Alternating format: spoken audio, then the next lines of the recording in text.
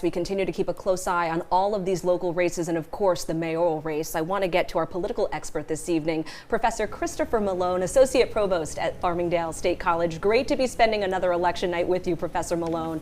And I'll jump right in and ask, what are you looking at specifically tonight, and what do you make of these early numbers, specifically in the mayor's race? If you forsake the people's public safety, we just heard from Republican candidate there, Curtis Sliwa, at his campaign headquarters for the evening in what appears to be a concession speech. Zohran Mamdani's campaign headquarters and his team in Brooklyn tonight.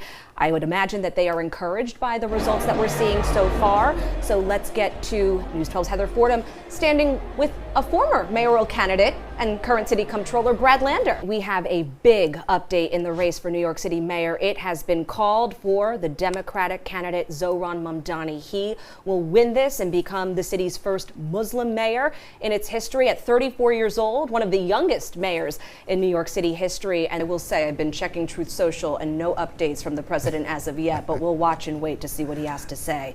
We want to turn our attention to another race that we have been watching closely here in the city and in the Bronx specifically, the race for the 13th City Council District. We are hearing that the Republican in this race, Christy Marmorato, has now conceded the race to her Democratic challenger, Shirley Aldebal. If you add all of the votes at this time, with about 90% of precincts reporting that Sliwa achieved here in the city to the total that Cuomo has, it still would not have been enough to beat Zohran Mamdani. A lot has been made about the promises that he made during the campaign. Free buses, freeze the rent, universal child care, really speaks to affordability. Now the question becomes, Professor Malone, can he get it done?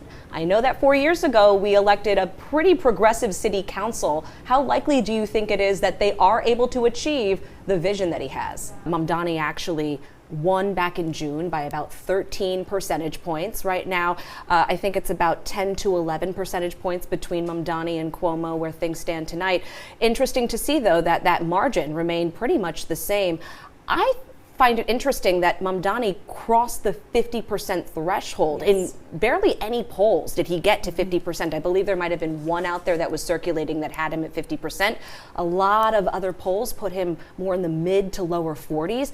Interesting to see that once again he has defied what the polls predicted in this race. I think that is the theme that is emerging from election night across the board. A lot of these high-profile races, the Democratic candidate came out the winner. We saw that here in the New York City mayor's race. I mentioned earlier some high-stakes races that are happening in nearby New Jersey and down in Virginia in those races for governors, both of the Democratic candidates winning there.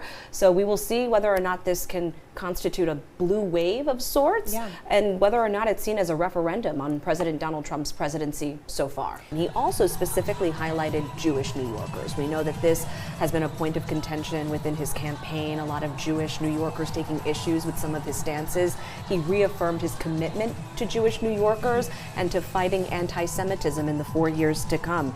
We're watching and waiting to see what that new age will look like here in New York. You mentioned President Trump, Professor Malone. I wonder, what do you think he's making of all these results, not just here in New York City, but across the country tonight?